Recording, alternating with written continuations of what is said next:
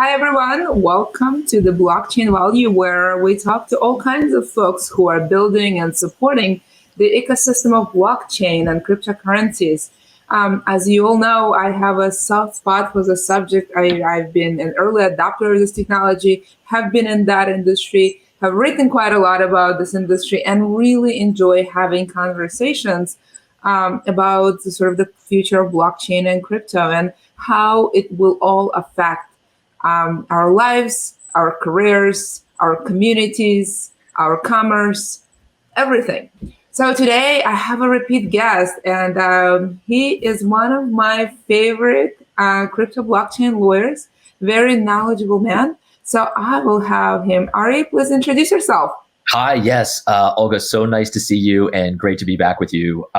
Really looking forward to the conversation. My name is Ari Redbord. I'm head of legal and government affairs at TRM Labs. We are a blockchain intelligence company. We are AML for crypto.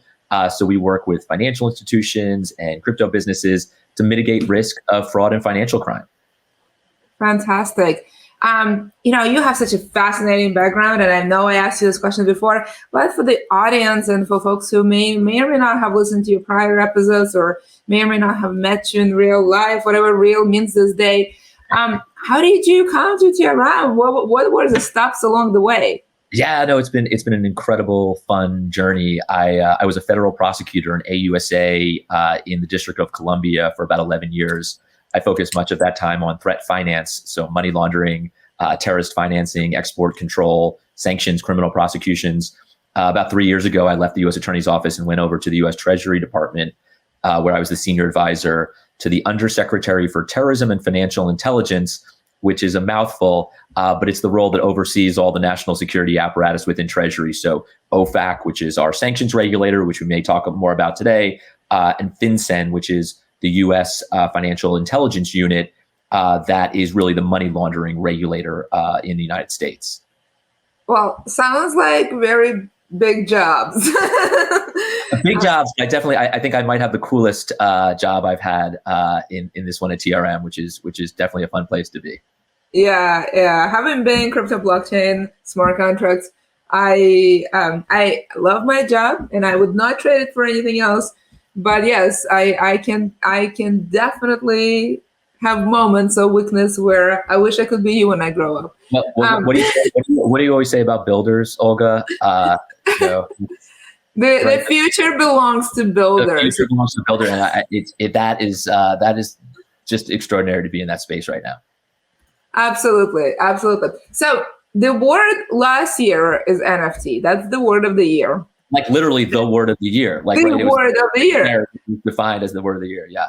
Yeah. So which I find a little ironic. I discovered NFTs in like 2017, and I was swooped away, and I was so compelled that I basically had to write the book Blockchain Value, where NFTs are very actively featured as something that will change our business models and communities. So I'm so glad that the world has discovered NFTs, and I think that this will continue. Though I think how we use and how we, what we do with NFTs will change quite a lot. But why do you think 2021 is when the folks have discovered NFTs? Yeah, no, I think it was an extraordinary moment, and really NFTs, non-fungible tokens, and what they really are for folks out there is they are unique tokens that are hashed to a specific location on the blockchain. And when you have a certain NFT, whatever form that takes, it is the only one of exactly of its kind at that location on the blockchain. And really what this did is it captivated the world from an art perspective. You saw artists all over the world really gain freedom around their work in ways you just really couldn't before, reach greater audiences online and on chain than ever before. We saw it sports collectibles. I'm really excited about sort of the future and the use cases, but right now I think you see this primarily in the art and collectible space. Artists creating non-fungible work, unique work that they're able to sell, to buyers in this way. It is really extraordinary, and it's really captured the imagination. I mean, I was blown away when there was this Saturday Night Live skit, like set to an Eminem song on NFTs. And I was like, wow, not only can I like tell my kids I have a way cooler job than they thought I do, but it's a really interesting unique, for lack of a better word, moment, for sure. Yeah, personally, I love many collaborations. The collaboration that captured my mind is the collaboration between Super Plastic and Gucci. Super Gucci. To be completely honest with you, I'm not at all label driven, but I used to collect the plastic things when I was, a teenager. And the combination is like really exciting. So since we're geeking out, I'll roll with this. So like I am obsessed with NBA Top Shot, and now we've gotten into this NFL All Day, which is the Dapper Labs project.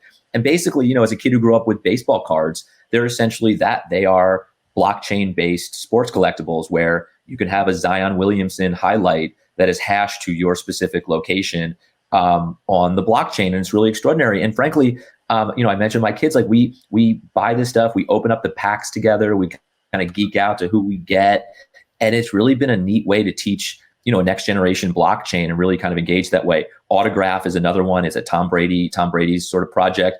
They do very similar things where you buy these, sports collectibles, but then you engage with a wider audience, which we can get to in a moment. But I think that's kind of one of the most interesting things about NFTs are these communities that are being that organically created around them. If you own one of these, Bored Apes, you identify with other people that do, and or a punk, you start to identify with, and they're really creating communities. And in a world in which the world, in a time where the world has been apart for the last 2 years, it's really extraordinary to see the growth of these types of communities. Well, you don't have to convince me twice about anything Tom Brady or art. Let's just leave it at that, and I'm not going to reveal any more about my preferences in life. I guess the one sort of big difference between, Beanie Babies and cards and NFTs is that these things are pretty intelligent. They are not just they are pretty objects sometimes. But the part that really excites me, and I love aesthetics. I have 7 years of art training. I love with my eyes, but I love when the world goes beautiful and functional place. And that's the thing about NFTs is that they have a lot of functionality that go with it. What have you seen sort of besides the sort of pretty objects of art? Yeah, which is important, completely important. Look in my room, I have a lot of them. But functionality, what functionality do we see? what I'm really excited about, like I love all this stuff, and I think it's all very important in terms of the art and the collectible space. But what I'm really excited about is sort of the future use cases, or even the ones that are developing now. Look, I think what crypto is all about is having more control over your financial destiny. And I think NFTs are a great example of how you can have more control over things like your medical records if they are hashed to a specific location on the blockchain, or your driving records. Wouldn't it be great never to have to go to the DMV again because our title and driver's license is hashed to a specific location on an immutable ledger. There are so many other, I think, examples of this where records and data collection. Wouldn't it be great to have data and records hashed to an immutable location on a blockchain? And I'm really, really excited about the use cases. I will say, I think one of the things that's interesting, and look, I look at this stuff from a prosecutor's perspective, and now at TRM, we are a anti-money laundering software company. Anytime you can transfer value at the speed of the internet, right, which is what NFTs can potentially allow you to do, you do have the risk of illicit actors, and we're already seeing sort of more and more of that. But there's also, again, technology like TRM that can help mitigate these risks. And I know we'll get more into this in a moment, but I think it's sort of like, it's a really exciting time, but we also have to be really safe and really careful if we want to grow this economy to kind of build that trust layer. I do want to talk about risks, and I want to see kind of what you guys at TRM are seeing. You mentioned community and how important it is. Generally, it's important in blockchain generally. That's been my experience, and crypto, for pretty much anything that has been done. And we see another sort of a continuation of the theme with NFTs. And, I find it really fascinating. It's one thing that you and I unite about the fact that we both at some point have been general counsel or went to law school. I understand that. The part about being united about the fact that both you and I own, ape NFT, that's the part, like, can you explain this to me? I'm just curious. I'm not judging. I'm just coming with open mind. Help me understand how that is a common experience. It's really extraordinary. And I'm not sure I can entirely relate to it either at every level. But I think what you're seeing out there is a real need for connection. And like, this is when I'm not sure I'm qualified. I should, you have to lie on the couch to listen to this, but like, I'm not sure I'm qualified for this, but I do think that in this age of isolation, we really are seeing the development of unique online communities. And I think this is a really prime example that, for whatever reason, this culture around these Bored Apes and maybe the people associated with them, or CryptoPunks. CryptoPunks are a really interesting one to me, right? Because they were really one of the very first kind of NFT projects that Crypto Kitties. Yeah, Crypto Kitties. But these punks, but this idea where your NFT could be your face on social media, your profile and picture on social media. And so Olga, if you're ever looking to buy me a gift, I would love a bald punk. That is like my dream. I don't know why. I want a stone cold bald, not a head of hair, not a hair on the head. But I think what those did really is they really transformed the way we think about, NFTs and the way we think about, your persona. And I mean, look, Visa, when they wanted to make an investment in the space, they bought a CryptoPunk because they believe that like part of what their mission is chronicling financial history. And they believe that was a significant enough piece of financial history to invest several $100,000 in. And I think that's really exciting. And then you saw Anchorage Bank, Crypto Bank, take custody, help buy that CryptoPunk with Ethereum, and then take custody of it. What an extraordinary moment in financial history. And that's the kind of stuff that I get excited about. Yeah, well, in full disclosure, our art is not supposed to be judged, and yet we all judge it. So if I had to be represented as an NFT, I assure you it would be this fluffy, extraordinary, decorated, magical crypto kitty. That's where I gravitate. I am no minimalism there. The more glitzy objects and If you check out my LinkedIn there, we did a TRM talks on NFT compliance, and the team made an NFT Ari, this kind of pixelated bald guy, with glasses or whatever. And so there is some version of pixelated me out there in the world, and I actually turned it into an NFT, which is fun. And again, like I think that does actually kind of make a good point, and that is like if you want to get interested into this space, these are the things you should do, right? Go on to OpenSea. Mint an NFT, mess around with it, open a MetaMask wallet, buy some crypto, buy some NFTs like this. It doesn't have to be expensive. It's just kind of like really getting to learn the technology, because the technology is truly extraordinary. And that goes, more to lawyers than really anyone else. Like if you're going to sort of want to be in this space and get excited about it and really represent clients and work with folks in the blockchain and the crypto space, get hands-on. And I can assure you it is fun, and probably not anything I ever thought that I would have dived down the rabbit hole with, but like it has been worth every minute of it.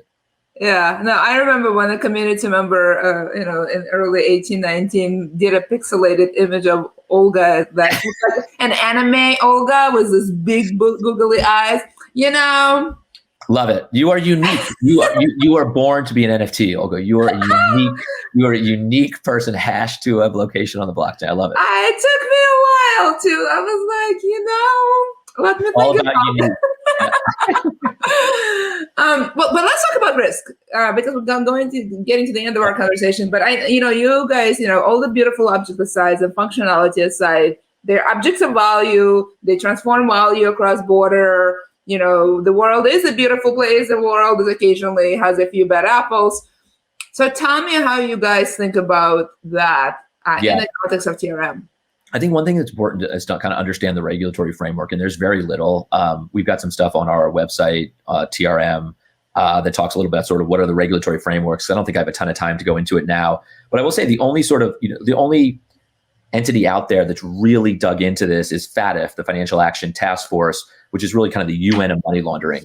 And what they essentially have said is that NFTs, as we know them today, sort of collectibles, if you will, are not currency, which means are not virtual assets, which means that they are not essentially regulated, which means you essentially don't have to have anti-money laundering around them.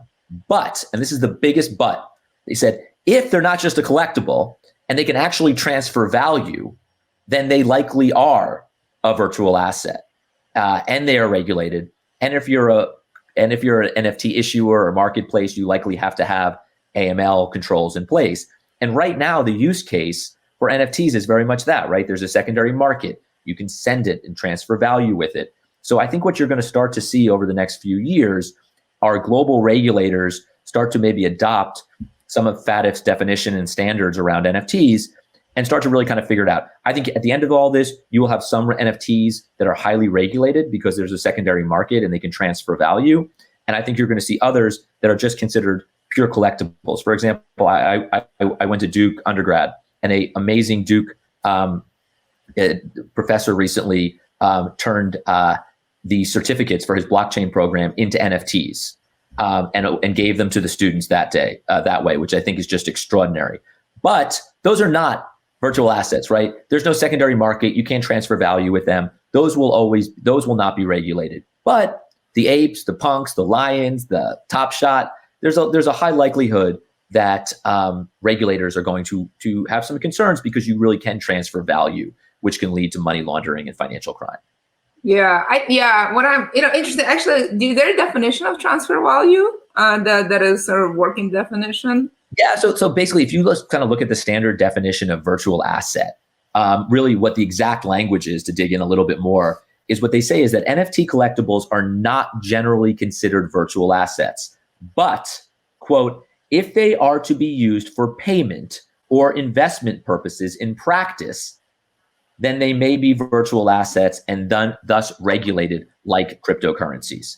And I think the best we could do right now is analogize to cryptocurrencies, because regulators globally certainly have regulations in place. Look at FinCEN, the SEC has kind of delved into this a little bit, the CFTC, and that's just in the United States. Globally, you see global regulations all over the world, from Singapore to the UK and elsewhere. But I think the real question here is about this ability to be used for payments, which is always FATF's concern. When you can move money, illicit actors can take advantage of it. And we're certainly seeing that at TRM. We have some pretty unique capabilities to track and trace and monitor transactions in NFTs because we cover the Solana blockchain, for example, which there's a lot of NFT activity on.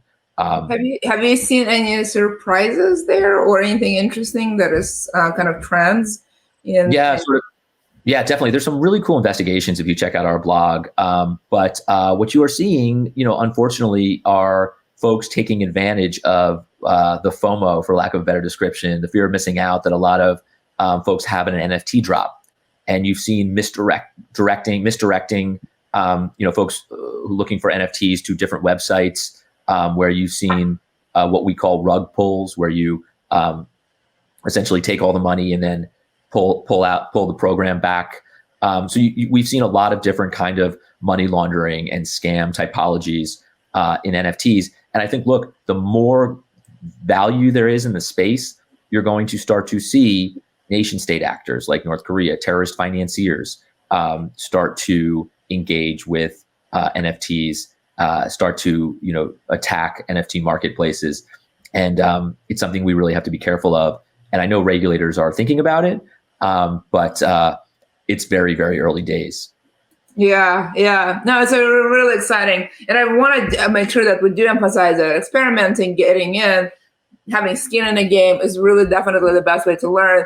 At this point, there should be absolutely no reason, if you're interested in the space, that you don't have at a very minimum Coinbase, a MetaMask, and an OpenSea account. That should be like table stakes. And if you're not there yet, I think you have to really pause and think about how legitimately you can say that you are in that space, or even curious about it, because that's there's great certifications out there, but there's nothing like kind of like just digging in and having fun. And I will say that you will also have fun, and that's been, and that is as Olga knows, that's important. Yeah.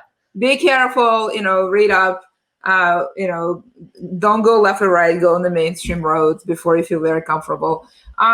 Anything else? We're about 2 minutes away. As always, I enjoy this conversation.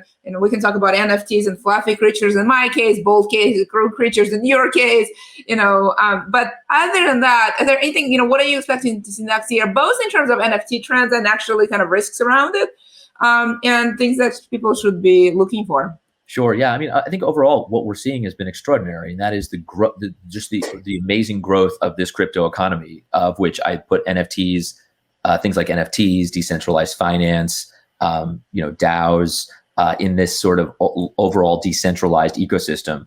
And I think the really exciting thing that it is growing rapidly. It's fast. It's moving faster than anything we've ever seen in our lifetime. But I will also say that when you have a growing economy, you're always going to have illicit actors try to take advantage. And that's why there are tools like TRM and others, blockchain intelligence, that can help regulators and law enforcement, financial institutions, and crypto businesses mitigate the risk of fraud and financial crime. And really what's so cool about this, it goes back to sort of why you do this, is it's all because of the nature of the blockchain, right? This open ledger where crypto lives and moves allows us more visibility on financial flows than we've really ever had before. And that I think that allows us to together build a safer financial system for billions of people. And that's pretty exciting stuff. Yeah, this stuff is very exciting. Ari, thank you so much. I always enjoy talking to you.